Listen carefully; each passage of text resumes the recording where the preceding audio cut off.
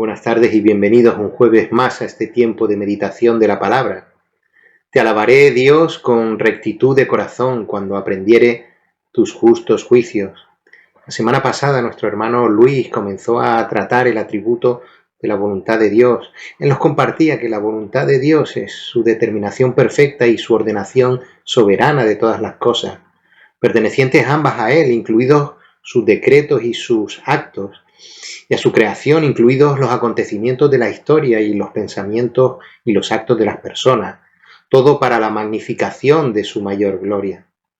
Y a través de varios pasajes bíblicos nos presentó todas las cosas que dependían de la voluntad de Dios, la creación y la preservación de esa creación, el gobierno, la elección y la reprobación, el sufrimiento de Cristo, la regeneración, la santificación, los sufrimientos de los creyentes, la vida y el destino del hombre, las cosas más pequeñas. Les dejo aquí debajo en la descripción del vídeo el enlace al anterior vídeo para que lo puedan ver y tener una información y formación completa acerca de este atributo que estamos tratando, la voluntad de Dios. Y continuamos también a través de la palabra de Dios. Conocemos que la voluntad de Dios es soberanamente independiente de todo lo externo a Él mismo. Como todas sus otras perfecciones, como todos sus otros atributos, no dependen de nada externo a Él. Dios no puede ser influenciado por nadie más que Él mismo. Y nos fijamos en que Él actúa según su beneplácito. Él no necesita el permiso de nadie para actuar, Él solamente necesita su propio permiso para actuar. Si acudimos al libro de Salmos, el Salmo 115, en el versículo 3 podemos leer: nuestro Dios está en los cielos, todo lo que quiso ha hecho. O Proverbios 21, el versículo 1, como los repartimientos de las aguas, así está el corazón del rey en la mano de Jehová. A todo lo que quiere lo inclina. O Daniel, el capítulo 4, el versículo 35, todos los habitantes de la tierra son considerados como nada, y Él hace según su voluntad en el ejército del cielo y en los habitantes de la tierra, y no hay quien detenga su mano y le diga: ¿qué haces? No le rinde cuentas a nadie tampoco. Acudimos al libro de Job, el capítulo 33, el versículo 13.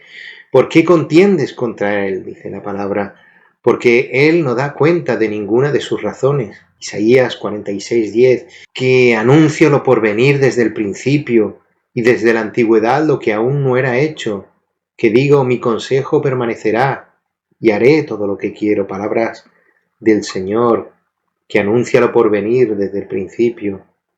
Mi consejo permanecerá y haré todo lo que quiero. Mateo 20:15, ¿no me es lícito hacer lo que quiero con lo mío? ¿O tienes tu envidia porque yo soy bueno? Romanos 9, de los versículos 19 al 20, pero me dirás: ¿por qué pues sin culpa? Porque ¿quién ha resistido a su voluntad? Mas antes, oh hombre, ¿quién eres tú para que alterques con Dios? Dirá el vaso de barro al que lo formó: ¿por qué me has hecho así? Dios no tiene que justificar sus actos sobre sus criaturas. Eso no significa que Él actúe de forma despótica o de forma errática. Él no es dirigido por la voluntad del hombre. Una voluntad, por cierto, la del hombre, que está sujeta a sus pasiones, a las circunstancias o a otras voluntades, al pecado. A Dios se le describe como alfarero y a sus criaturas como barro. Job 10:9 dice: acuérdate que como a barro me diste forma y en polvo me has de volver. Isaías 29, el versículo 16, vuestra perversidad ciertamente será reputada como el barro del alfarero. ¿Acaso la obra dirá de su hacedor: no me hizo? ¿Dirá la vasija de aquel que la ha formado: no entendió? O en el libro de Isaías, el capítulo 64, el versículo 8, ahora pues, Jehová, tú eres nuestro Padre, nosotros barro, y tú el que nos formaste. Así que obra de tus manos somos todos nosotros. Y acudimos a Jeremías, el capítulo 18, los versículos del 1 al 10. Este pasaje me parece maravilloso y y lo voy a compartir. Dice, palabra de Jehová que vino a Jeremías diciendo, levántate y vete a casa del alfarero, y allí te haré oír mis palabras. Y descendí a casa del alfarero, y he aquí que él trabajaba sobre la rueda, y la vasija de barro que él hacía se echó a perder en su mano, y volvió y la hizo otra vasija, según le pareció mejor hacerla. Entonces vino a mí palabra de Jehová diciendo, ¿no podré yo hacer de vosotros como este alfarero, oh casa de Israel? Dice Jehová. He aquí que como el barro en la mano del alfarero, así sois vosotros en mi mano, oh casa de Israel. En un instante hablaré contra pueblos y contra reinos, para arrancar y derribar y destruir. Pero si esos pueblos se convirtieren de su maldad contra la cual hablé, yo me arrepentiré del mal que había pensado hacerles, y en un instante hablaré de la gente y del reino, para edificar y plantar. Pero si hiciere lo malo delante de mis ojos, no oyendo mi voz, me arrepentiré del bien que había determinado hacerle. Vemos cómo Dios tiene el deseo de moldear a su pueblo para darle una forma buena, moldear al pueblo según sus intenciones y también a aquellos pueblos que se arrepintieren, que también se pusieran en sus manos para ser moldeados. Dios derramaría su misericordia sobre ellos y su perdón también por pura gracia. Las naciones son menos que nada delante de Dios. Isaías 40, los versículos del 15 al 17 nos dice, he aquí que las naciones le son como la gota de agua que cae del cubo, y como menudo polvo en las balanzas le son estimadas. He aquí que hace desaparecer las islas como polvo. Ni el Líbano bastará para el fuego, ni todos sus animales para el sacrificio. Como nada son todas las naciones delante de él, y en su comparación serán estimadas en menos que nada, y que lo que no es. Nadie puede impedirle que haga lo que le plazca. En Isaías 10:15 podemos leer, ¿se gloriará el hacha contra el que con ella corta? ¿Se ensoberbecerá la sierra contra el que la mueve? Como si el báculo levantase al que lo levanta, como si levantase la vara al que no es leña. Él muestra su misericordia o se endurece exclusivamente según su voluntad.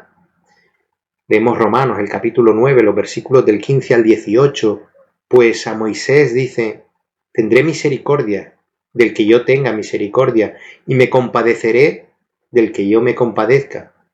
Así que no depende del que quiere ni del que corre, sino de Dios que tiene misericordia. Porque la Escritura dice a Faraón, para esto mismo te he levantado, para mostrar en ti mi poder, y para que mi nombre sea anunciado por toda la tierra. De manera que de quien quiere tiene misericordia, y al que quiere endurecer, endurece. El Señor derrama su gracia sobre aquellos que Él estima oportuno.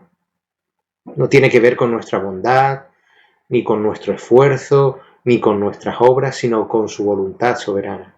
Por otro lado, el Espíritu Santo reparte los dones espirituales como Él quiere.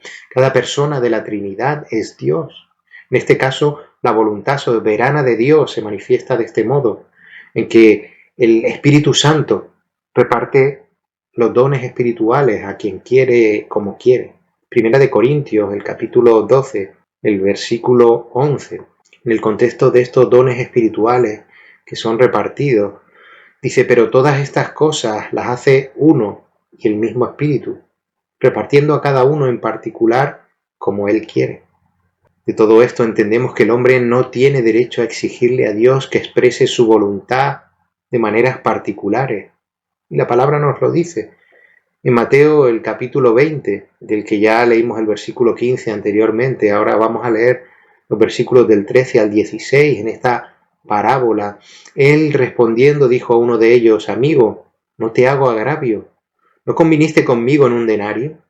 Toma lo que es tuyo y vete, pero quiero dar a este postrero como a ti. ¿No me es lícito hacer lo que quiero con lo mío? ¿O tienes tú envidia, porque yo soy bueno? Así los primeros serán postreros, y los postreros primeros, porque muchos son los llamados, mas pocos escogidos.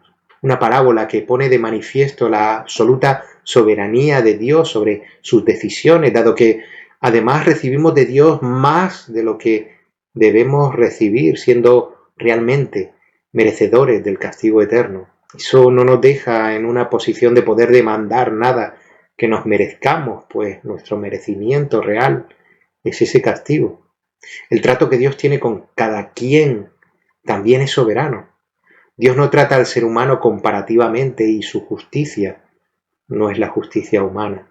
Romanos 9, los versículos del 20 al 21, mas antes, oh hombre, ¿quién eres tú para que alterques con Dios? Dirá el vaso de barro al que lo formó, ¿por qué me has hecho así? ¿O no tiene potestad el alfarero sobre el barro para hacer de la misma masa un vaso para honra y otro para deshonra? Esa es la voluntad de Dios totalmente soberana. Nosotros no somos quienes para cuestionarla ni tenemos la capacidad de valorarla por la ceguera de nuestro pecado. Sus juicios son siempre buenos, pero nos airamos cuando su voluntad nos favorece los deseos de nuestro corazón.